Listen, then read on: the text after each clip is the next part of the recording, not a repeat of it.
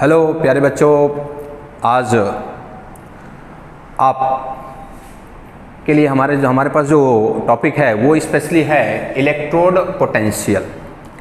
Electrode potential क्या है और हम किसी भी हाफ सेल का इलेक्ट्रोड पोटेंशियल कैसे मेज़र कर सकते हैं, कैसे निकाल सकते हैं, इसके बारे में आज हम यहाँ पे चर्चा करेंगे। और इसके साथ साथ इसी चर्चा में आपको मिलेगा hydrogen standard hydrogen electrode. Standard hydrogen electrode क्या है, वो सारी की सारी बातें हम इस वीडियो में क्लियर करेंगे। सबसे पहले हमको ये समझना है कि इलेक्ट्रोड पोटेंशियल क्या है। आप ध्यान से सुनिए, electrode potential are simply define electron layering capacity और electron gaining capacity of any metal with respect to ions of their own. मतलब क्या है कि किसी भी इलेक्ट्रोड का, यानी इलेक्ट्रोड जिसमें आपको पता है एनोड और कैथोड है, तो किसी भी इलेक्ट्रोड का इलेक्ट्रॉन लॉसिंग कैपेसिटी या इलेक्ट्रॉन गेनिंग कैपेसिटी का कैलकुलेशन हम जब करते हैं विथ रेस्पेक्ट टू, किसके रेस्पेक्ट में, जो आपका मेटल है उसके सॉल्ट सॉल्यूशन में, ठीक है। यानी कि किसी भी इलेक्ट्रोड का जो इलेक्ट्रोड पोटेंशियल है, यानी एनोड और कैथोड का जो इलेक्ट्रोड पोटेंशियल है, आप इतना कह सकते हैं कि किसी भी इलेक्ट्रोड का इलेक्ट्रोड पोटेंशियल उस इलेक्ट्रोड का इलेक्ट्रॉन लॉसिंग कैपेसिटी अथवा इलेक्ट्रॉन गेनिंग कैपेसिटी उसी के आयंस के रेस्पेक्ट में जब हम निकालते हैं तो उसी को हम कहते हैं इलेक्ट्रोड पोटेंशियल।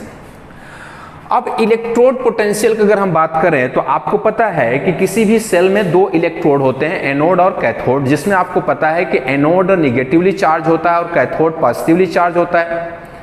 तो किसी भी हाफ सेल का सेल पोटेंशियल यानी इलेक्ट्रोड पोटेंशियल हम ज्ञात नहीं कर सकते, क्योंकि आपको पता है कि किसी भी सेल का सेल पोटेंशियल हम इसलिए नहीं ज्ञात कर सकते, हाफ सेल का सेल पोटेंशियल हम इसलिए नहीं ज्ञात कर सकते क्योंकि हाफ सेल एनोड बनेगा या फिर कैथोड बनेगा ये हमको पता नहीं चलता है, ठीक है। ऐसे कंडीशन में जब तक कंप्लीट सेल ना बने, तब तक आप सेल पोटेंशियल मेजर नहीं कर सकते, यानी इलेक्ट्रोड पोटेंशियल मेजर नहीं कर सकते। इसको ज्ञात करने के लिए साइंटिस्ट ने क्या किया है, रेफरेंस इलेक्ट्रोड का उपयोग किया। रेफरेंस इलेक्ट्रोड क्या है, यानी कि कुछ ऐसे इलेक्ट्रोड बनाए गए हैं जिसके रेफरेंस में हम किसी दूसरे हाफ सेल का इलेक्ट्रोड पोटेंशियल यानी किसी हाफ सेल का पोटेंशियल ज्ञात करते हैं, उसे हम रेफरेंस इलेक्ट्रोड कहते हैं। यानी किसी भी इलेक्ट्रोड के रेफरेंस में किसी दूसरे इलेक्ट्रोड का पोटेंशियल जो ज्ञात किया जाता है तो किसी वो हाफ सेल को क्या कह देते हैं, रेफरेंस इलेक्ट्रोड कहते हैं। अब रेफरेंस इलेक्ट्रोड में हमारे पास दो इलेक्ट्रोड है, जिसमें आपके एनसीईआरटी सिलेबस में hydrogen electrode, standard hydrogen electrode को रेफरेंस इलेक्ट्रोड कहते हैं। अब दूसरा जो है वो कैलोमल जो है वो भी रेफरेंस इलेक्ट्रोड है, जिसमें मर्क्यूरी क्लोराइड का उपयोग किया जाता है, पोटेशियम क्लोराइड सॉल्यूशन का उपयोग किया जाता है, ठीक है। क्योंकि उसके दो रीजन है कि जो हाइड्रोजन इलेक्ट्रोड है उसमें हाइड्रोजन गैस फ्लो किया जाता है और हाइड्रोजन गैस के फ्लूइडिटी में कहीं पे लीकेज भी हो सकता है। इसके साथ साथ उसको एक स्थान से दूसरे स्थान पे कैरी करने में भी प्रॉब्लम होती है, और उसमें अगर कोई भी यानी कि HCl या फिर किसी भी प्रकार की कोई इम्प्यूरिटीज हो जाती है तो ऐसे कंडीशन में उसमें रिएक्शन जो होते हैं वो चेंज हो जाते हैं। इसलिए नाउ डे यानी प्रेजेंट टाइम में जो इलेक्ट्रोड यानी रेफरेंस इलेक्ट्रोड यूज किया जा रहा है वो है कैलोमल इलेक्ट्रोड, जिसमें से मर्क्यूरी क्लोराइड और साथ में इलेक्ट्रोड होता है मर्क्यूरी क्लोराइड का, इसके साथ साथ उसके साथ जो सोल्यूशन होता है वो होता है पोटेशियम क्लोराइड का।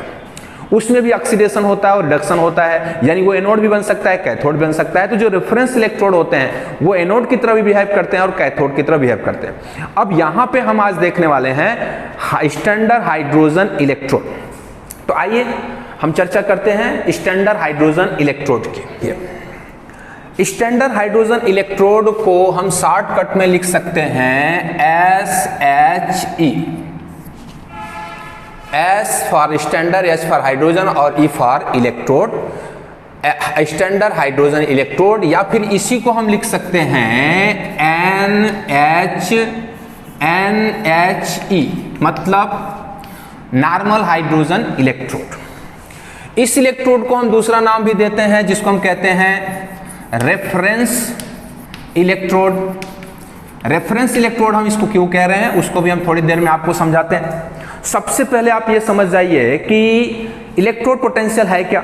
Electrode potential is the cell potential is the difference between the electron gaining capacity of two electrode. जैसे सपोज दैट यहां पर आपने लिख दिया E0 cell is equal to E0 reduction cathode minus E0 reduction anode. एक formula आप ये देख लीजिए, किसी भी electrode potential is the difference, electrode potential is the difference between electron gaining capacity of two electrode, anode and cathode. इसके साथ साथ इसी सेल को आप ऐसा भी लिख सकते हैं E0 cell is equal to E0 reduction RHS minus E0 reduction LHS। मैंने इसके पहले वाले वीडियो में आपको बताया है कि कैथोड किधर होता है, राइट हैंड साइड होता है, तो कैथोड राइट हैंड साइड होता है तो यहाँ पर हमने क्या लिखा, RHS लिखा। एनोड किधर होता है, लेफ्ट हैंड साइड होता है, तो उसके लिए हमने क्या लिखा, LHS लिखा। ठीक है, ये हो गया आपका रिडक्शन पोटेंशियल। ये क्या हो गया, रिडक्शन पोटेंशियल।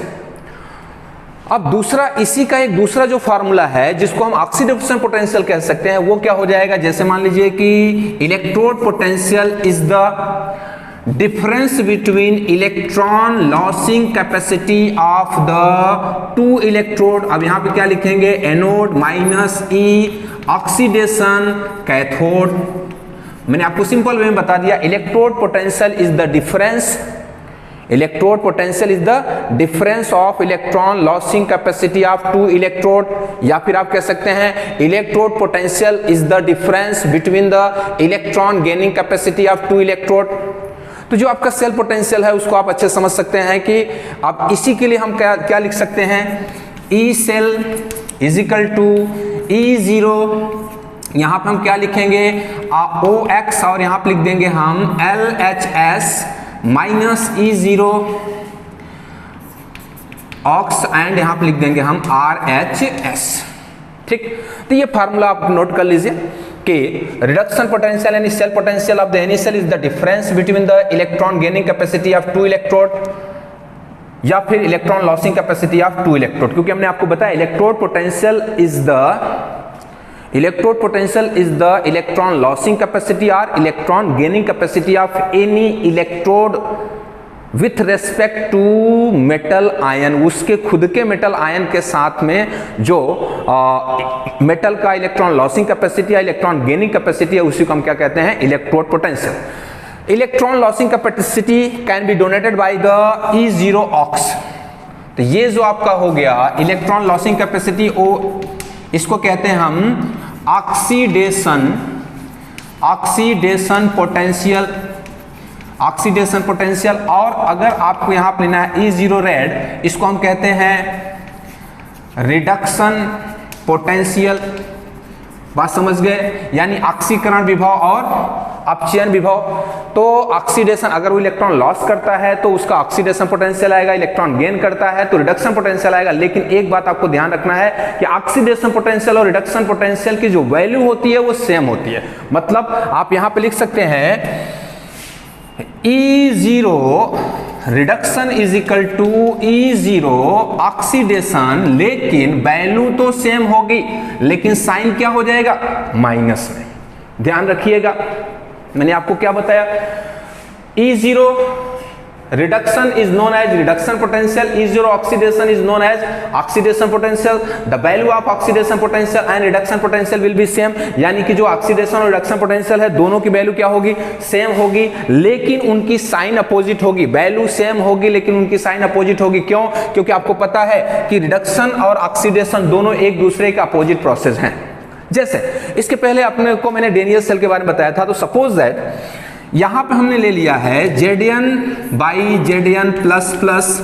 आपको क्या दिख रहा है कि यहां पे हमने लिख दिया E0, Zn by Zn plus plus. आपको क्या दिख रहा है कि ऑक्सीडेशन चल रहा है, मतलब 0 से +2 में जा रहा है, तो ये क्या हो गया, जिंक ऑक्सीडेशन हो गया।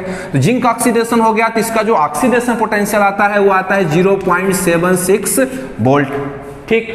अब उसके बाद में इसका अगर हम रिडक्शन पोटेंशियल लेंगे तो क्या करेंगे, सिर्फ साइन चेंज करेंगे, E0 Zn plus plus by Zn is equal to minus 0.76 volt. मैंने आपको क्या बताया कि रिडक्शन पोटेंशियल और ऑक्सीडेशन पोटेंशियल की वैल्यू सेम, लेकिन उसकी साइन में चेंज आएगा क्योंकि ये दोनों जो प्रोसेस हैं वो अपोजिट हैं। तो आप यहां देख पा रहे हैं कि मैंने यहां पर जिंक का ऑक्सीडेशन पोटेंशियल लिखा जो कि प्लस में है, और यहां पर हमने रिडक्शन पोटेंशियल लिखा जिंक का जो कि क्या है, माइनस में है, लेकिन वैल्यू दोनों सेम है 0.76, लेकिन यहां पे पॉजिटिव वैल्यू है और यहां पर नेगेटिव वैल्यू। याद रखिएगा, अगर किसी भी इलेक्ट्रोड का रिडक्शन पोटेंशियल प्लस में है तो उसका ऑक्सीडेशन पोटेंशियल माइनस में होगा, और यदि किसी भी सेल का ऑक्सीडेशन पोटेंशियल माइनस में है तो उसका रिडक्शन पोटेंशियल प्लस में हो जाएगा, यानी कि दोनों एक दूसरे के अपोजिट हो जाएंगे। अब क्वेश्चन यहां उठता है कि सर आपने जिंक का अकेले ऑक्सीडेशन पोटेंशियल या रिडक्शन पोटेंशियल आपने कैसे निकाला? तो मैं आपको बताना चाहता हूं कि जिंक का ऑक्सीडेशन पोटेंशियल या फिर जिंक का रिडक्शन पोटेंशियल अकेले नहीं निकल सकता, क्योंकि जिंक का ना तो ऑक्सीडेशन हो सकता और ना तो रिडक्शन हो सकता है। लेकिन जिंक का ऑक्सीडेशन रिडक्शन जो पोटेंशियल हमने वैल्यू निकाला है, ये निकाला है with respect to hydrogen electrode, यानी कि जिंक का यानी किसी भी इलेक्ट्रोड का ऑक्सीडेशन पोटेंशियल या फिर रिडक्शन पोटेंशियल जब हम हाइड्रोजन के रेस्पेक्ट में निकालते हैं तो उसी लिए हमने बोला कि हाइड्रोजन इलेक्ट्रोड को हम रेफरेंस इलेक्ट्रोड कहते हैं, क्योंकि जिंक का या फिर किसी भी मेटल का जो ऑक्सीडेशन या रिडक्शन पोटेंशियल आता है वो हाइड्रोजन के रेफरेंस में ही निकाला जाता है, इसलिए हाइड्रोजन को रेफरेंस इलेक्ट्रोड भी कहते हैं। अब हम यहां पर डिस्कस करने वाले हैं construction of standard hydrogen electrode. आइए देखते हैं। हाइड्रोजन इलेक्ट्रोड समझने से पहले मैं आपको एक छोटा सा एग्जांपल देना चाहता हूं। मान लीजिए कि आपके स्कूल में रेस चल रहा है, आपके स्कूल में रेस चल रहा है और पूरे स्कूल से रेस के कंपटीशन में सिर्फ एक ही कैंडिडेट पार्टिसिपेट किया। एक जनरल से एग्जांपल आपको दे रहे हैं कि आपके स्कूल में रेस का कंपटीशन चल रहा है और उस रेस के कंपटीशन में सिर्फ एक ही स्टूडेंट ने पार्टिसिपेट किया। अब क्वेश्चन यहां उठता है कि उसके सामने कोई नहीं है। अगर उसके सामने कोई नहीं है तो आप कैसे डिसाइड करेंगे कि वो जीता या फिर हारा? क्योंकि अगर उसको बगैर दौड़ाए ही ट्रॉफी दे दिया जाता है तो ये भी थोड़ा सा अच्छा नहीं होगा। अगर हम उसको दौड़ाते हैं तो उसके कंपटीटर में कोई है ही नहीं, तो जीता है कि हारा है ये किसी एक पर्सन के थ्रू डिसाइड नहीं हो सकता, कम से कम दो कंपटीटर होने चाहिए। वैसे ही किसी भी अर्ध सेल का यानी किसी भी हाफ सेल का इलेक्ट्रोड पोटेंशियल सिंगल नहीं निकाला जा सकता, लेकिन उसको हम स्टैंडर्ड लेके निकालने की कोशिश करें तो उसका ऑक्सीडेशन पोटेंशियल या रिडक्शन पोटेंशियल वो एनोड होगा या फिर कैथोड होगा, ये आप इजीली डिसाइड कर सकते हैं। जैसे मान लीजिए कि कंपटीटर आप ही हो, आप अकेले ही रेस में पार्टिसिपेट कर रहे हो, आप अकेले रेस में पार्टिसिपेट कर रहे हो तो पहले हम आप जीते हो कि हारे हो इसको डिसाइड करने के लिए हम क्या लेते हैं कि स्टैंडर्ड लेते हैं। जैसे मान लीजिए कि हमको दौड़ना है 100 मीटर रेस दौड़ना है और टाइम दे दिया गया है कितना सेकंड? 9 सेकंड। बात समझ गया आप एक रेसर हो, आप अच्छा दौड़ सकते हो, लेकिन आपके कंपटीटर में कोई है नहीं, तो आपके कंपटीटर में कोई है नहीं तो आप कैसे डिसाइड करोगे कि आप जीते हो या हारे हो? या फिर कोई भी कैसे डिसाइड करेगा कि आपका विनिंग कैपेसिटी है या फिर लॉसिंग कैपेसिटी है? ऐसे कंडीशन में हमने एक क्राइटेरिया डिसाइड कर दिया, एक कंडीशन डिसाइड कर दिया। वो क्या कंडीशन है कि आपको 100 मीटर दौड़ना है लेकिन 9 सेकंड में, यानी कि अगर आप 9 सेकंड से कम समय में 100 मीटर दौड़ कवर कर लेते हैं तो मतलब आप क्या हो गए? विनर हो गए। और अगर आपने 100 मीटर दौड़ने में 9 सेकंड से ज्यादा लगा दिया, इसका मतलब क्या हो गया कि आप लूजर हो गए। मतलब आप थे अकेले, लेकिन हमने स्टैंडर्ड लेकर के आपके जीतने की कैपेसिटी या फिर हारने की कैपेसिटी हमने डिसाइड कर दिया। वैसे ही कोई भी इलेक्ट्रोड एनोड बनेगा या फिर कोई इलेक्ट्रोड कैथोड बनेगा, उसके पास इलेक्ट्रॉन लॉसिंग कैपेसिटी है या फिर उसके पास इलेक्ट्रॉन गेनिंग कैपेसिटी है, ये डिसाइड होगा with respect to standard hydrogen electrode. तो हम पढ़ने जा रहे हैं स्टैंडर्ड हाइड्रोजन इलेक्ट्रोड का कंस्ट्रक्शन। सिंपल सा कंस्ट्रक्शन है, आप उसको देखिए। सबसे पहले जनरली जो आप करते आए हैं, सबसे पहले आपको क्या कर लेना है, एक बीकर ले लेना है, यानी एक कंटेनर ले लेना है, कोई पात्र आप ले लीजिए। इस पात्र में हमने आपको पहले ही बताया है कि जो भी मेटल यानी जो इलेक्ट्रोड आप लेना चाहते हैं उसी इलेक्ट्रोड के सॉल्ट का सॉल्यूशन होना चाहिए। क्वेश्चन यहां उठता है कि हम ले रहे हैं हाइड्रोजन इलेक्ट्रोड, इसका मतलब है कि इस कंटेनर में, इस पात्र में हम H+ रखने वाला कोई भी सॉल्यूशन ले सकते हैं, ठीक है। लेकिन अब चूंकि यहां पे लिखा हुआ है स्टैंडर्ड, तो इसलिए आप स्टैंडर्ड कंसंट्रेशन लीजिए। इसके पहले हमने बताया कि स्टैंडर्ड कंसंट्रेशन क्या है, 1 मोलर। अब जैसे मान लीजिए हमने यहां पर ले लिया है 1 मोलरिटी कंसंट्रेशन HCl, ध्यान रखिएगा यहां पे थोड़ा सा। अब यहां पर हमने लिख दिया है 1 मोलरिटी HCl।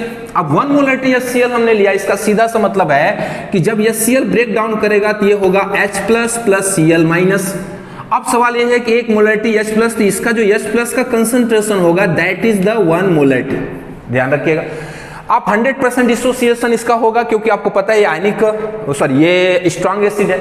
लेकिन अगर मान लेते हैं कि आपने सल्फ्यूरिक एसिड ले लिया H2SO4, तो ध्यान रखिएगा जब सल्फ्यूरिक एसिड डिसोसिएट करता है, तो अगर आपने 1 मोलरिटी सल्फ्यूरिक एसिड लिया है, तो ऐसे कंडीशन जब सल्फ्यूरिक एसिड डिसोसिएट करेगा तो हो जाएगा आपका 2H+ + SO4-। इसका मतलब क्या है कि आपका स्टैंडर्ड नहीं रह जाएगा, क्योंकि आपने लिया है 1 मोलरिटी सल्फ्यूरिक एसिड, जबकि सल्फ्यूरिक एसिड भी स्ट्रॉन्ग एसिड है, वो डिसॉल्व होने के बाद में कितनी मोलरिटी H+ दे रहा है, 2 मोलरिटी H+ दे रहा है। इसलिए आप इस बात को ध्यान रखेंगे कि जो भी कंसंट्रेशन आप लेंगे वो स्टैंडर्ड कंसंट्रेशन लेंगे, 1 मोलरिटी लेंगे। आप 1 मोलरिटी सल्फ्यूरिक एसिड नहीं ले सकते, क्योंकि उसको ब्रेक डाउन होने के बाद वो 2 मोलरिटी में चला जाएगा। इसलिए हम यहां पर स्टैंडर्ड कंडीशन के लिए सिर्फ क्या ले रहे हैं, HCl। यानी यहां पर आप वीक एसिड भी नहीं ले सकते, क्योंकि आपको पता है कि वीक एसिड में 100% आयनाइजेशन नहीं होता। 1 मोलरिटी कहने को हम कह सकते हैं, लेकिन उसमें जो H+ आयन होना चाहिए उसका कंसंट्रेशन 1 मोलरिटी होना चाहिए। तो एक कंटेनर आप ले लिए, उस कंटेनर में आपको क्या करना है, 1 मोलरिटी कंसंट्रेशन H+ कंसंट्रेशन रखना है, यानी कि 1 मोलरिटी H+ कंसंट्रेशन होना चाहिए। उसके बाद में एक ग्लास का कंटेनर लेते हैं, ग्लास का एक जैकेट लेते हैं, ग्लास का कंटेनर लेते हैं। इस ग्लास के कंटेनर में ऊपर की तरफ से यहां पर एक माउथ ओपन होता है, जहां से हम क्या फ्लो करेंगे, H2 गैस। ठीक, अब सवाल यह है कि हाइड्रोजन गैस है, कल ही हमने आपको इसके पिछले वाले वीडियो हमने आपको बताया है कि हाइड्रोजन इलेक्ट्रोड बनाते समय आपको क्या लेना है, प्लेटिनम। तो यहां पर आप एक प्लेटिनम की पतली सी रॉड ले लीजिए, और नीचे जो है प्लेटिनम ब्लैक, नीचे क्या है, प्लेटिनम ब्लैक कोटिंग किया हुआ आपका एक सरफेस होना चाहिए। और इसके बाहर हम निकाल देते हैं क्या, कॉपर वायर। तो ये हो गया आपका प्लेटिनम रॉड ले लेते हैं या फिर प्लेटिनम वायर ले लेते हैं, और यहां पर हो गया आपका प्लेटिनम ब्लैक। ठीक, ये आपके कंस्ट्रक्शन हो गया क्या, ये कंस्ट्रक्शन हो गया हाइड्रोजन इलेक्ट्रोड का। आपको पता है कि हाइड्रोजन के पास 2 नेचर होते हैं, एक S ब्लॉक की तरह इलेक्ट्रॉन लॉस कर सकता है, और P ब्लॉक यानी हैलोजन की तरह इलेक्ट्रॉन गेन कर सकता है। आपको पता भी होगा कि हाइड्रोजन इलेक्ट्रॉन लॉसिंग कैपेसिटी भी रखता है, इलेक्ट्रॉन गेनिंग कैपेसिटी रखता है। हाइड्रोजन का ऑक्सीडेशन स्टेट +1 और -1 दोनों है। तो आइए ध्यान हम लगाते हैं, जब हम यहां से हाइड्रोजन गैस फ्लो करते हैं तो ये पूरा का पूरा जो हाइड्रोजन गैस है वो इसके सरफेस पे होते हुए कहां आता है, अंदर की तरफ आता है। ठीक है, अब अंदर की तरफ आता है तो अंदर क्या है, H+ है। अगर इसका 2 कंडीशन है, यानी कि H2 change into 2H+ plus 2E minus, ये कौन सा प्रोसेस हुआ, ऑक्सीडेशन प्रोसेस हुआ। ये कौन सा प्रोसेस हुआ? ऑक्सीडेशन प्रोसेस हुआ। मतलब जब हाइड्रोजन गैस प्लेटिनम के सरफेस पे आया तो उसने क्या किया? इलेक्ट्रॉन लॉस कर दिया। जब उसने इलेक्ट्रॉन लॉस कर दिया तो ये बन जाएगा किस तरह? इलेक्ट्रॉन ये बाहर निकल जाएगा, एनोड की तरह बिहेव करेगा, और जो H+ है वो इस कंटेनर में क्या हो जाएगा? H+ के साथ में ये मिक्स हो जाएगा। इसका मतलब क्या हो गया? ये जो कंडीशन हुआ है, ये कंडीशन हुआ हाइड्रोजन का ऑक्सीडेशन। इस कंडीशन में हाइड्रोजन बनेगा एनोड। क्लियर? अब हम दूसरी बात करते हैं। अगर मान लो कि इसने इलेक्ट्रॉन लॉस किया, अगर इसने हाइड्रोजन इलेक्ट्रॉन लॉस किया तो H+ आया, और वो जो H+ है उस कंसंट्रेशन में मतलब इसमें मिक्स हो गया। लेकिन अगर ये कैथोड बनता है तो बाहर से इलेक्ट्रॉन आएगा, यानी बाहर से इलेक्ट्रॉन आएगा। जब बाहर से इलेक्ट्रॉन आएगा तो इलेक्ट्रॉन इस सरफेस होते हुए यहां पहुंचेगा, और इसके अगल बगल क्या है? H+ है। इसका मतलब क्या हो गया? 2H+ है। यहां पर हाइड्रोजन है, 2H+ हमने ले लिया, और बाहर से क्या आ रहा है? इलेक्ट्रॉन आ रहा है। अगर बाहर से इलेक्ट्रॉन आ रहा है तो उसने 2 इलेक्ट्रॉन एक्सेप्ट करके किस में चला गया? H2 गैस में चला गया। तो आप देख पा रहे होंगे कि आप यहां से क्या निकलने लगेंगे? हाइड्रोजन गैस के बबल निकलने लगेंगे। क्यों? क्योंकि H+ ने इलेक्ट्रॉन एक्सेप्ट किया है, H+ ने इलेक्ट्रॉन एक्सेप्ट किया और हाइड्रोजन गैस में चला गया, और ये हाइड्रोजन गैस जो है वो पात्र के अंदर से, यानी आपका जो कंटेनर है उसके सोल्यूशन के अंदर से वो कहां निकलने लगेंगे? बाहर निकलने लगे। अब ये जो प्रोसेस हुआ, ये कौन सा प्रोसेस हुआ? रिडक्शन हुआ। और रिडक्शन अगर हो रहा है तो किस तरह बिहेव करेगा? कैथोड की तरह बिहेव करेगा। ठीक है। उसके बाद में IUPAC ने ये फुल्ली मान लिया है कि स्टैंडर्ड स्टेट में, यानी टेम्परेचर आपको कितना रखना है? टेम्परेचर रखना है 298 केल्विन टेम्परेचर रखना है। यहां से जो आप प्रेशर दे रहे हैं, यानी कि प्रेशर ऑफ हाइड्रोजन गैस कितना रखना है? 1 बार या फिर 1 atm। ओके। और कंसंट्रेशन आपको मैंने बताया, concentration of H+ is equal to 1 molarity. तो H+ की जो कंसंट्रेशन 1 मोलरिटी है, प्रेशर कितना है? 1 atm, और इसके साथ साथ जो टेम्परेचर है वो 298 है। तो ये पूरा का पूरा जो कंडीशन है वो स्टैंडर्ड कंडीशन है। स्टैंडर्ड कंडीशन में जो स्टैंडर्ड वैल्यू लिया गया हाइड्रोजन का, तो हाइड्रोजन का रिडक्शन पोटेंशियल या फिर हाइड्रोजन का ऑक्सीडेशन पोटेंशियल की वैल्यू जो सपोज किया गया है, जो माना गया है, वो है 0.0 वोल्ट। मतलब आप ऐसा लिख सकते हैं E0, यहां पे E0 H+ बाई H2, ये क्या हुआ? रिडक्शन हुआ। E0 H+ by H2 is equal to 0.0 volt, या फिर आप लिख सकते हैं E0 H2 by H+ is equal to 0.0 volt. इसका सीधा सा मतलब है कि हाइड्रोजन का इलेक्ट्रॉन गेनिंग कैपेसिटी, जिसको हम क्या बोलते हैं? रिडक्शन पोटेंशियल, 0.0 वोल्ट है। हाइड्रोजन का इलेक्ट्रॉन लॉसिंग कैपेसिटी, जिसको हम क्या कहते हैं? ऑक्सीडेशन पोटेंशियल, वो भी क्या है? 0.0 वोल्ट है। इसका मतलब क्या है कि ये जो हाफ सेल है उसका रिडक्शन पोटेंशियल या फिर उसका ऑक्सीडेशन पोटेंशियल 0.0 वोल्ट है। क्लियर? अब हमें क्या करना है कि किसी भी दूसरे हाफ सेल का सेल पोटेंशियल, यानी हाफ सेल का सेल पोटेंशियल निकालना है, तो हमें क्या करना होगा? इस हाइड्रोजन इलेक्ट्रोड को वोल्टामीटर के माध्यम से दूसरे इलेक्ट्रोड के साथ जोड़ेंगे। जब हम इस हाइड्रोजन इलेक्ट्रोड को ये हाफ सेल हो गया, इसकी वैल्यू क्या हो गई? 0.0 वोल्ट हो गई।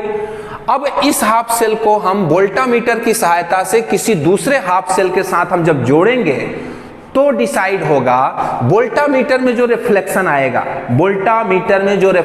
आएगा वो स्पेशली सेल पोटेंशियल होगा, लेकिन वो उस हाफ सेल का रिडक्शन पोटेंशियल होगा या फिर ऑक्सीडेशन पोटेंशियल होगा। क्यों? क्योंकि वोल्टामीटर में जो रिफ्लेक्शन आया है वो हाइड्रोजन के रेफरेंस में आया है, वोल्टामीटर में जो वैल्यू आई है वो हाइड्रोजन के रेफरेंस में आया है, लेकिन वोल्टामीटर में जो वैल्यू आई है हाइड्रोजन का नहीं है बल्कि दूसरे हाफ सेल का है। क्यों? क्योंकि हाइड्रोजन का जो रिडक्शन पोटेंशियल या ऑक्सीडेशन पोटेंशियल वो कितना बताया गया? 0.0 वोल्ट। ठीक है। तो अब हम इसको देखना चाहते हैं कि एनोड की तरह बिहेव करेगा या फिर कैथोड की तरह बिहेव करेगा। उसके लिए हम दूसरा हाफ सेल लगाने की कोशिश करें। हमने आपको बताया कि हाइड्रोजन हाफ सेल को किसी दूसरे हाफ सेल के साथ हमने जोड़ दिया, किसके माध्यम से? वोल्टामीटर के माध्यम से। वोल्टामीटर को आपको ध्यान से समझना है कि अगर आपका डायरेक्शन यानी कि निगेटिव पोल के साथ जुड़ा है, यानी कि जो वोल्टामीटर का जो पोल है, निगेटिव पोल अगर निगेटिव पोल के साथ जुड़ा है, पॉजिटिव पोल अगर पॉजिटिव पोल के साथ जुड़ा है, तो ही उसमें रिफ्लेक्शन आएगा। अगर आपने उल्टा जोड़ दिया है तो उसमें रिफ्लेक्शन आने वाला नहीं है, यानी वैल्यू वो बताएगा नहीं। ठीक है, इसका सीधा सा मतलब है कि जब आपने हाइड्रोजन इलेक्ट्रोड और दूसरे हाफ सेल इलेक्ट्रोड को वोल्टामीटर में आपने जोड़ दिया है, तो मान लीजिए कि आपका E0 हो गया, E0 सेल हो गया 0.34 वोल्ट। ठीक, अब E सेल की वैल्यू हो गई 0.34 वोल्ट, और ये जो है ये है Cu++ और SO4-, और ये प्लेट किसका है? कॉपर का प्लेट। ठीक, जैसे आप इक्वेशन लिखते हैं वैसे ही लिखेंगे। यहां पर हमने लिख दिया E0 cell is equal to E0 reduction cathode minus E0 reduction anode. Okay, जो आपका सेल पोटेंशियल आया है वो कितना आया है? 0.34 volt is equal to cathode किसका बना हुआ है? कॉपर का। रिडक्शन के फॉर्म में लिखेंगे E0 Cu++/Cu minus E0 reduction के फॉर्म में लिखेंगे H+/H2। ठीक है, आपको दिख पा रहा है कि राइट हैंड साइड यानी कैथोड कौन है? राइट हैंड साइड जो है वो कैथोड है, तो राइट हैंड साइड में कौन है? कॉपर है। लेफ्ट हैंड साइड में कौन है? हाइड्रोजन है। ऐसे कंडीशन में अब हम यहां वैल्यू लिखेंगे 0.34 volt is equal to E0 reduction किसका हो गया? Cu++/Cu, और हाइड्रोजन की वैल्यू अभी हमने आपको बताया कितना? 0.0 वोल्ट। इसका मतलब क्या हो गया कि कॉपर हाफ सेल यानी कॉपर इलेक्ट्रोड का जो रिडक्शन पोटेंशियल है Cu++/Cu वो कितने के इक्वल है? 0.34 वोल्ट के इक्वल है।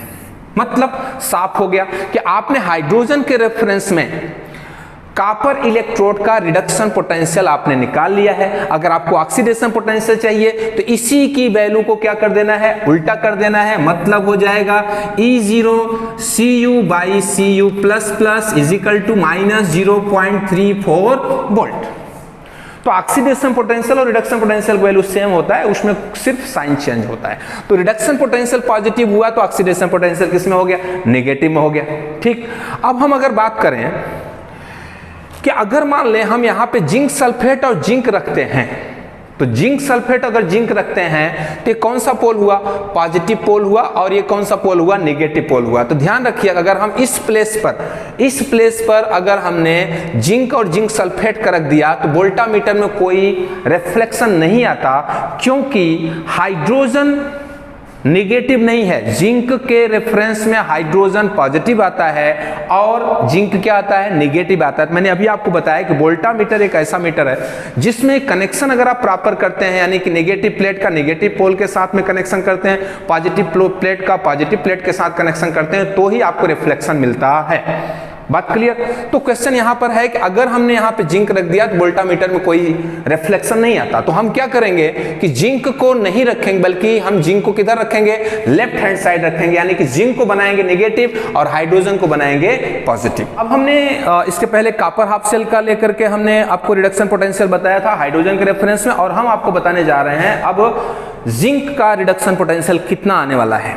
हमने अभी आपको बताया कि वोल्टामीटर में, इस वोल्टामीटर में जब हाइड्रोजन इलेक्ट्रोड को जिंक इलेक्ट्रोड के साथ में आप वोल्टामीटर के माध्यम से जोड़ देते हैं, तो जो वोल्टामीटर में रिफ्लेक्शन आता है, जो वैल्यू आती है वो आती है E0 cell is equal to 0.76 volt.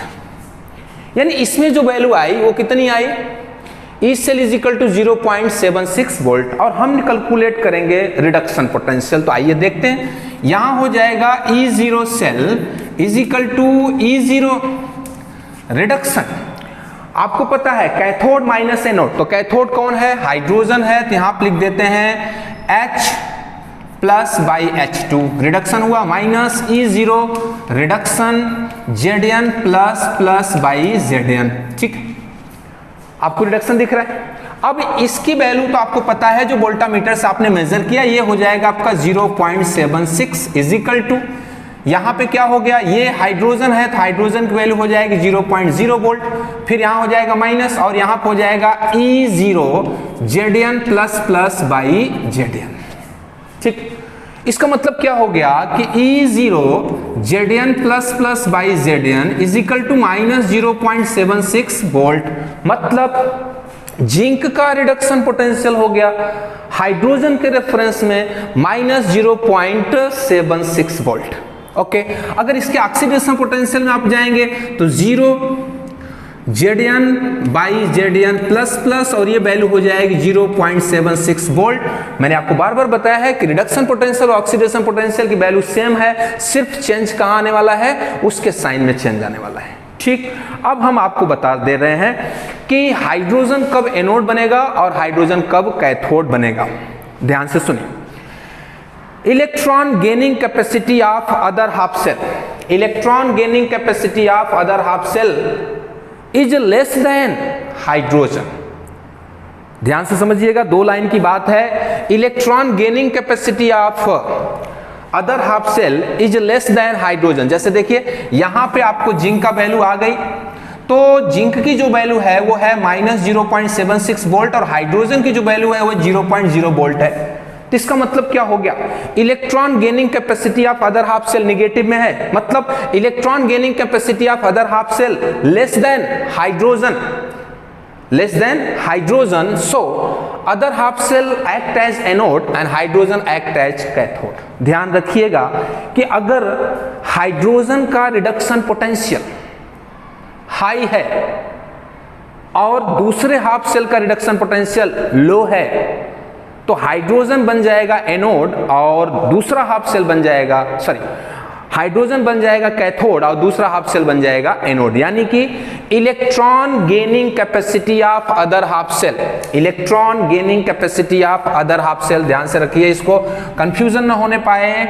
Electron gaining capacity मतलब reduction potential, electron gaining capacity, electron gaining capacity of other half cell, other half cell is less than hydrogen. ध्यान रखिएगा, इलेक्ट्रॉन गेनिंग कैपेसिटी मतलब reduction potential, electron gaining capacity of other half cell is less than hydrogen, then other half cell जिसका भी आप calculate कर रहे हैं, other half cell या फिर अदर इलेक्ट्रोड,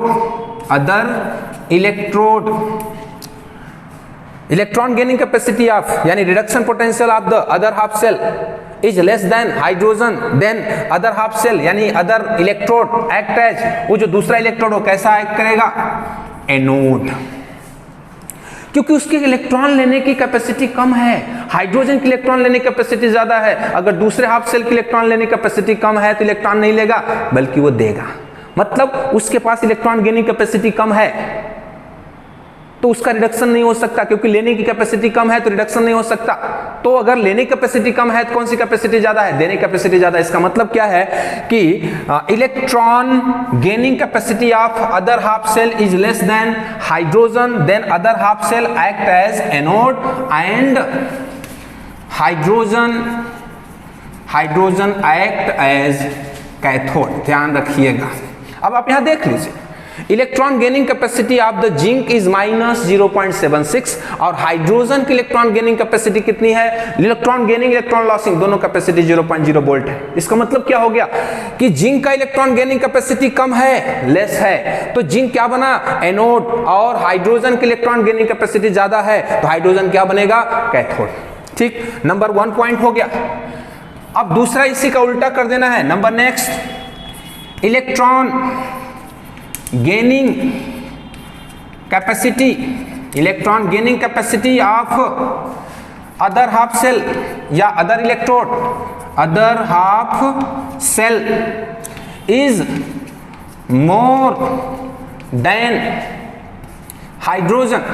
ध्यान रखिए, electron gaining capacity of other half cell is more than hydrogen, then other half cell act as cathode. Other half cell act as cathode and hydrogen act as anode. ध्यान रखिएगा। अब आपको मैं बता रहा हूं, जैसे अभी इसके पहले आपने निकाला था Cu plus plus by Cu E0 is equal to 0.34 volt. ठीक, तो याद रखिए जिंक के संदर्भ में, यानी जिंक के रेफरेंस में हाइड्रोजन बनेगा कैथोड और जिंक बनेगा एनोड। कॉपर के रेफरेंस में हाइड्रोजन बनेगा एनोड और कॉपर बनेगा कैथोड। क्यों? क्योंकि कॉपर का इलेक्ट्रॉन गेनिंग कैपेसिटी है 0.34 वोल्ट, जो कि ज्यादा है किससे? हाइड्रोजन इलेक्ट्रोड से। हाइड्रोजन इलेक्ट्रोड है 0.0 वोल्ट और कॉपर का इलेक्ट्रोड है कितना? 0.34 वोल्ट। इसका मतलब कॉपर का इलेक्ट्रॉन गेनिंग कैपेसिटी ज्यादा है और हाइड्रोजन की इलेक्ट्रॉन गेनिंग कैपेसिटी कम है। तो मैंने आपको बताया कि जिसका इलेक्ट्रॉन हाफ सेल का इलेक्ट्रॉन गेनिंग कैपेसिटी ज्यादा होगी, यानी जिसका इलेक्ट्रॉन गेनिंग कैपेसिटी ज्यादा होगी वो कैथोड बनेगा और जिसका इलेक्ट्रॉन गेनिंग कैपेसिटी कम होगी वो एनोड बनेगा। इसका उल्टा भी आप बता सकते हैं, इलेक्ट्रॉन लॉसिंग कैपेसिटी। अगर किसी भी हाफ सेल का इलेक्ट्रॉन लॉसिंग कैपेसिटी ज्यादा है किससे? हाइड्रोजन से, तो जो दूसरा हाफ सेल है वो बनेगा एनोड और हाइड्रोजन बन जाएगा कैथोड। और यहां पर अगर आप गेनिंग में जाएंगे तो इसको आप किस में रखेंगे? माइनस में रखेंगे, तो इसका इलेक्ट्रॉन लॉसिंग कैपेसिटी हो जाएगी कम, हाइड्रोजन की लॉसिंग कैपेसिटी हो जाएगी ज्यादा, तो हाइड्रोजन बनेगा एनोड और कॉपर बन जाएगा कैथोड। यानी कुल मिलाकर के आप इलेक्ट्रॉन गेनिंग कैपेसिटी में जाइए या फिर इलेक्ट्रॉन लॉसिंग कैपेसिटी में जाइए, आप ये डिसाइड कर सकते हैं कि हाइड्रोजन के रेफरेंस में कौन एनोड बनेगा और कौन कैथोड बनेगा। अब आपके सामने एक सीरीज आपको मिलेगी, EMF series, electromotive force series. When the reduction potential or oxidation potential of any electrode can be measured with the reference of hydrogen electrode and these value are arranged in increasing order or decreasing order in a series is known as electromotive force series। मतलब किसी भी half cell का electron losing capacity या फिर electron gaining capacity hydrogen के reference में major करने के बाद उसको हम इंक्रीजिंग ऑर्डर या फिर डिक्रीजिंग ऑर्डर में किसी सीरीज में अरेंज कर देते हैं, तो उसी को हम कहते हैं इलेक्ट्रोमोटिव फोर्स सीरीज।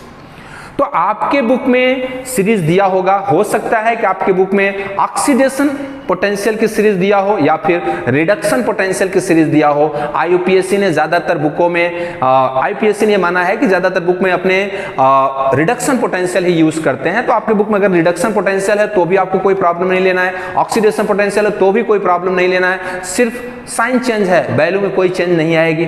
ठीक है, तो ऐसे कंडीशन में हम आपको शॉर्ट में ईएमएफ के बारे में थोड़ा सा, जो ईएमएफ सीरीज है उस ईएमएफ सीरीज का, जो ईएमएफ सीरीज के थोड़े से प्रॉपर्टीज है कि टॉप टू बॉटम जाने पर क्या क्या चेंज हो रहा है, उसके बारे में थोड़ा सा हम यहां पर डिस्कस करेंगे ताकि आपको ईएमएफ सीरीज पढ़ने में थोड़ी सी आसानी हो। ठीक है, ये हम ईएमएफ का एक छोटा सा, मतलब ईएमएफ सीरीज से आपको क्या क्या नॉलेज मिलता है उसके बारे में हम बात करते हैं। सबसे पहले हम बीच में यहां पर लिख देते हैं E0 H plus by H2 is equal to 0.0 volt.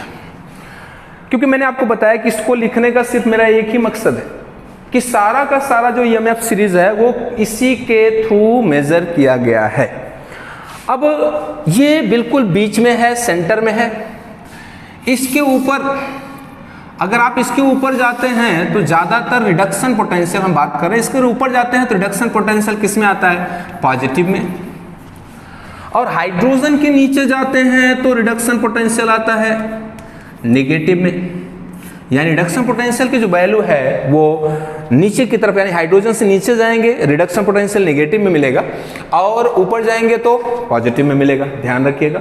अगर आप ऑक्सीडेशन पोटेंशियल में जाएंगे, ये कौन सा पोटेंशियल हुआ? Reduction potential, standard reduction potential. SRP मतलब स्टैंडर्ड रिडक्शन पोटेंशियल अगर आप जाते हैं तो हाइड्रोजन के अपवर्ड डायरेक्शन में आपको पॉजिटिव वैल्यू मिलेगी और हाइड्रोजन से डाउनवर्ड डायरेक्शन में आपको नेगेटिव वैल्यू मिलेगी।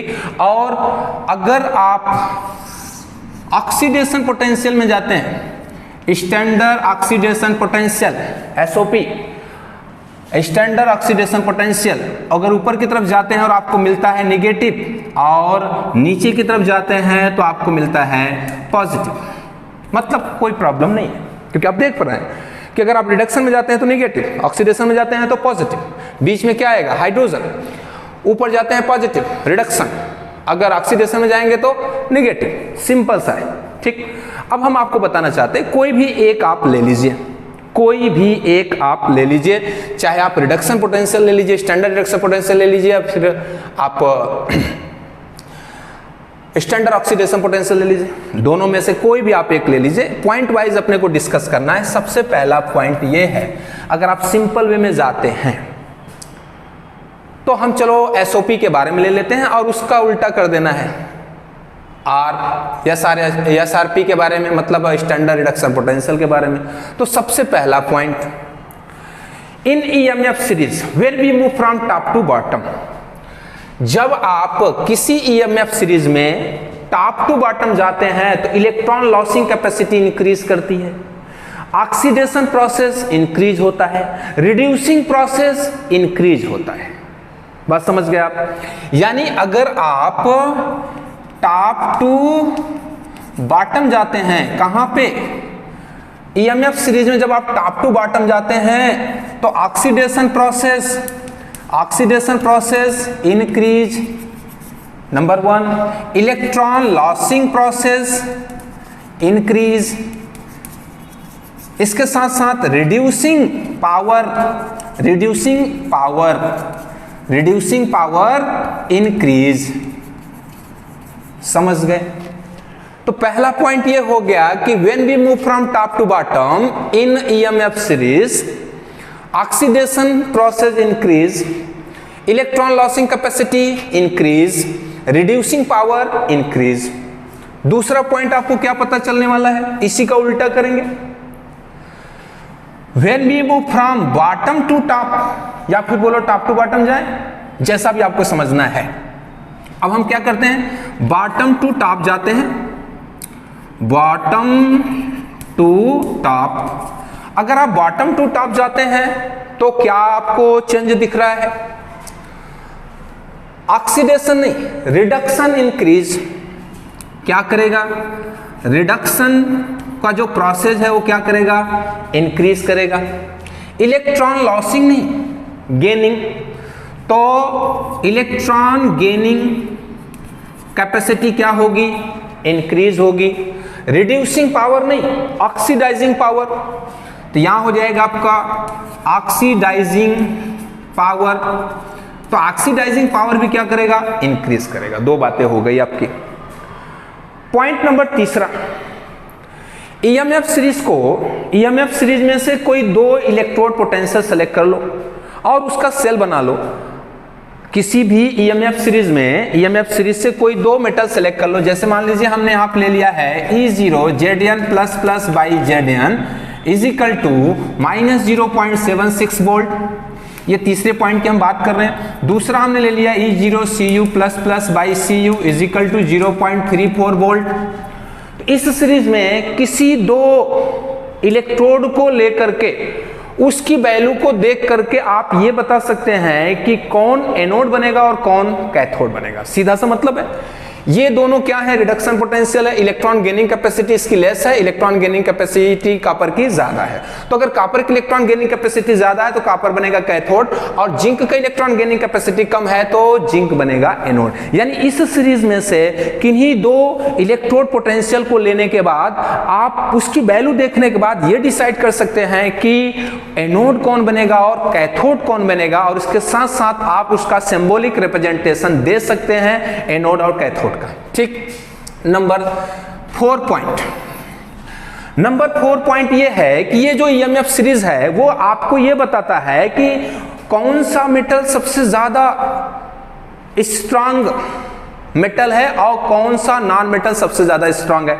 मतलब स्ट्रांग का मतलब नॉन मेटल है तो उसकी इलेक्ट्रॉन गेनिंग कैपेसिटी बहुत हाई होगी, और अगर वो मेटल है तो अगर वो ज्यादा रिएक्टिव है तो उसका इलेक्ट्रॉन लॉसिंग कैपेसिटी क्या होगी, ज्यादा होगी। मतलब इस सीरीज को देखने के बाद आप ये डिसाइड कर सकते हैं कि कौन सा रिएक्टिव मेटल होगा और कौन सा रिएक्टिव नॉन मेटल होगा, कोई भी।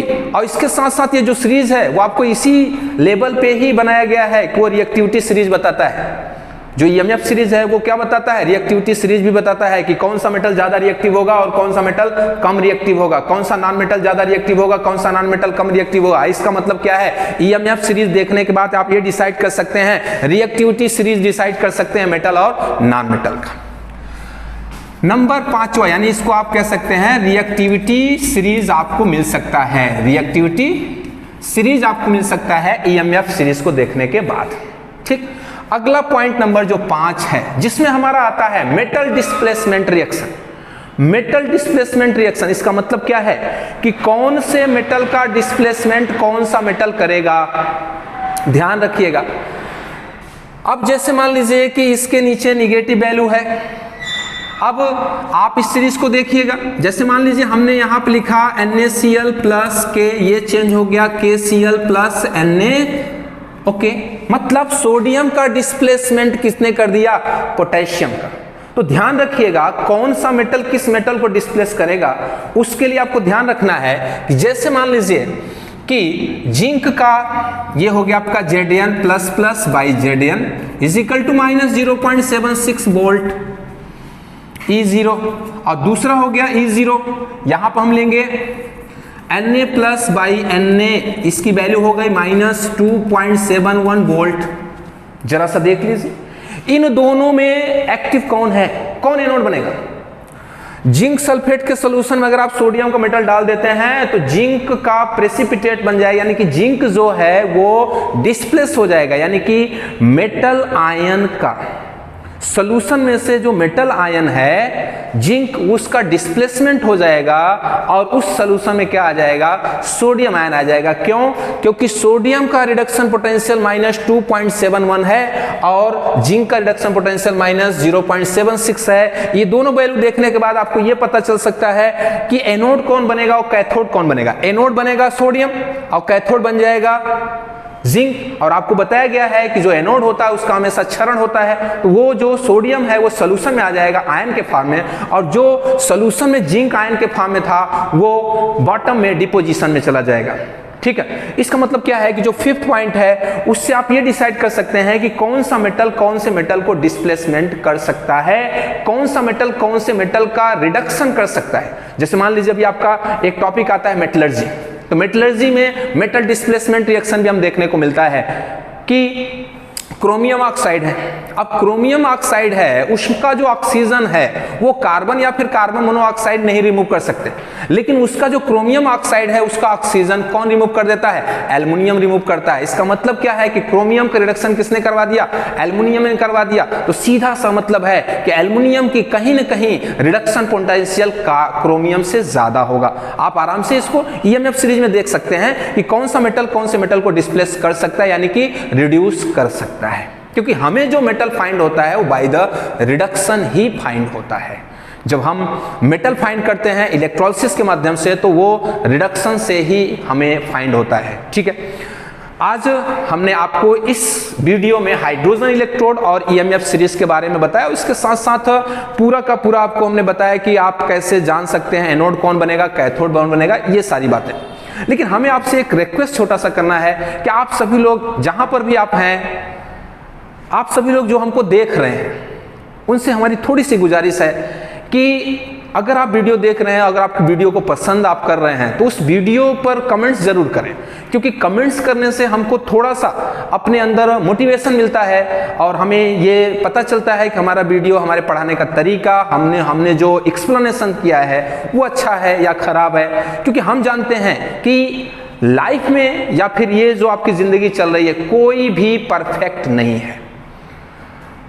ये पूरे के पूरे वर्ल्ड में कुछ भी परफेक्ट नहीं है सिवाय भगवान के, लेकिन हमने भगवान को देखा नहीं है, तो कोई परफेक्ट नहीं है, कमियां सब में हैं। लेकिन अगर आप कमेंट्स करके हमें इन्फॉर्म करते हैं कि आपके पढ़ाने का जो तरीका है, समझाने का जो तरीका है वो अच्छा है या फिर खराब है, इसके लिए अगर आप थोड़ा सा कमेंट्स करें तो हमें बहुत अच्छा होगा। हम कमेंट्स पढ़ेंगे, हमको कमेंट्स पढ़ के अपने आप को सही कर सकता हूँ, उसको और अच्छे से सुधार सकता हूँ और आपको अच्छा सा एजुकेशन दे सकता हूँ। ठीक है, इसलिए आप प्लीज़ हमारे वीडियो को देखने के बाद में आप लाइक करें, इसके साथ साथ आप कमेंट्स करें, सब्सक्राइब्स करें और सभी को शेयर करें। हो सकता है कि जिनके पास में घर बैठे मोबाइल फ़ोन आजकल सबके पास है, लेकिन एजुकेशन के लिए पैसे सबके पास नहीं हो सकते हैं, कोचिंग के लिए पैसे नहीं हो सकते हैं, तो हो सकता है कि उनको हमारा ये वीडियो कुछ मदद कर सके, उनकी लाइफ में कुछ सुधार आ सके। ठीक है, तो इसलिए प्लीज़ आप जब भी हमारा वीडियो देखें तो कमेंट्स ज़रूर करें। वो कमेंट्स अच्छा हो बुरा हो हमें उससे मतलब नहीं है, हमें ये मतलब है कि हम अपने अंदर इम्प्रूवमेंट कैसे करें। और आपको भी मैं यही कहूँगा कि आप भी कभी भी अपने आप को कम मत समझें, क्योंकि हर एक इंसान यूनिक होता है, हर एक इंसान अलग अलग होता है और उसके अंदर जो कैरेक्टर होते हैं वो भी अलग अलग होते हैं। तो आप अपने को किसी से कम ना समझें, लेकिन कमियां सब में होती हैं, सुधारना सबको है और जितना परफेक्ट बनना है आप बन सकते हैं। और ये समय है आपको परफेक्ट बनने का, एक अच्छा अपना एम डिसाइड करने का। इसलिए आप कभी भी अपने आप को किसी दूसरे के साथ कंपेयर न करें। आप अपने आप में यूनिक हैं, आप दूसरे के साथ कंपेयर ना करें, क्योंकि जिस दिन आप दूसरे के साथ कंपेयर करना शुरू कर देंगे उस दिन आपके अंदर डेवलपमेंट, प्रोग्रेस रुक जाएगा। और आपको अपना प्रोग्रेस अपने हाथ में रखना है, इसलिए आप अपना किसी के साथ में कंपेयर ना करें। हम अपना कंपेयर किसी और के साथ नहीं करना चाहते, क्योंकि दुनिया वीरों से खाली नहीं है, सभी वीर हैं और हर एक रिकॉर्ड टूटता है, रिकॉर्ड बनता ही है टूटने के लिए। इसलिए हम अपने आप को ये नहीं कहना चाहते हैं कि हम बहुत अच्छा पढ़ा रहे हैं, लेकिन मैं ये कहना चाहता हूँ कि आप कमेंट्स करके हमारा थोड़ा सा हौसला बढ़ा सकते हैं। हमारा वीडियो देखने के लिए आपको बहुत बहुत धन्यवाद। एंजॉय कीजिए, हंसते रहिए, मस्त रहिए। ओके।